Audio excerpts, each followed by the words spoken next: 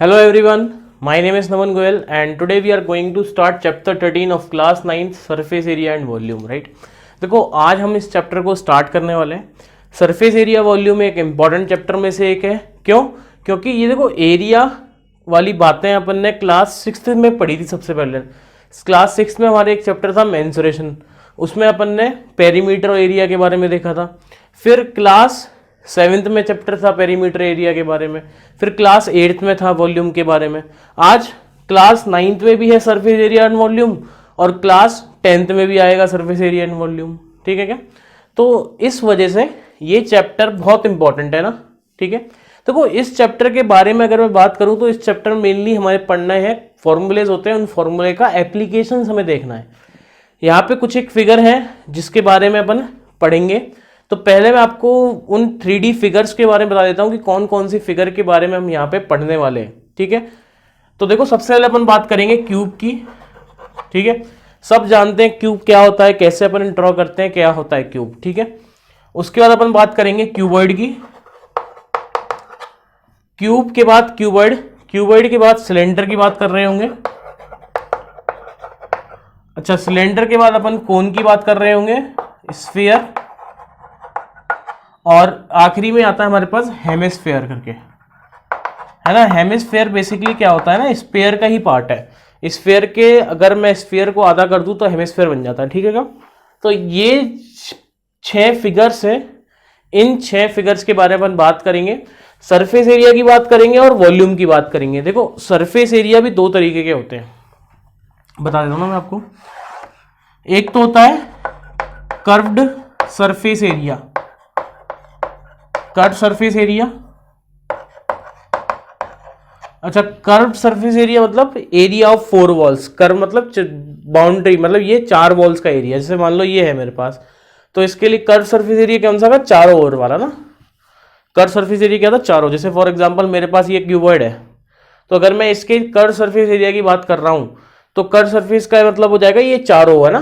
तो इसको अपन और भी नामों से जानते हैं, जैसे कि इसका एक नाम होता है lateral surface area, lateral surface area. ठीक है, एक तो हो गया इसका कर्व सरफेस एरिया, एक हो गया इसका लेटरल सरफेस एरिया, और एक और नाम है इसका एरिया ऑफ 4 वॉल्स, चारों ओर का ना। तो एरिया ऑफ 4 वॉल्स। ठीक है, तो ये होता है हमारे पास सरफेस एरिया ना। 3 तरीके के, मतलब 3 नाम है, मतलब एक ही है, काम तीनों का एक ही है। कर्व सरफेस एरिया हो या लेटरल सरफेस एरिया हो या फिर एरिया ऑफ 4 वॉल्स हो, ये बात किसकी कर रहा है, चारों ओर वाले ना, इधर वाले ही ना। अच्छा, अगला आता है total surface area. Total surface area, या फिर अगर इसकी अपन डायरेक्ट सरफेस एरिया भी बोल देते हैं। सिर्फ अगर सरफेस एरिया लिखा है क्वेश्चन में तो उसका मतलब क्या है कि वो टोटल सरफेस एरिया की बात कर रहा है। ठीक है क्या? तो ये चीजें हैं हमें जो इस चैप्टर में पढ़ने वाले हैं। वॉल्यूम तो आपको पता ही है क्या होता है। वॉल्यूम क्या है, किसी भी चीज का वॉल्यूम क्या है, उसकी कैपेसिटी, कि उसमें कितना लिक्विड हम भर सकते हैं, कितना उसमें पानी भरा जा सकता है, वो क्या होता है, उसका वॉल्यूम होता है। ठीक है क्या? तो वॉल्यूम समझ में आ गया अपने को। सरफेस एरिया के नाम समझा दिए, 2 तरीके के होते हैं, कर्व सरफेस एरिया और total surface area. Curve surface area को अपन लेटरल सरफेस एरिया भी बोलते हैं और एरिया ऑफ 4 वॉल्स भी बोला जाता है। टोटल सरफेस एरिया या फिर सिर्फ सरफेस एरिया अगर क्वेश्चन में लिखा है तो उसका मतलब वही है कि वो टोटल सरफेस एरिया के बारे में बात करना चाह रहा है।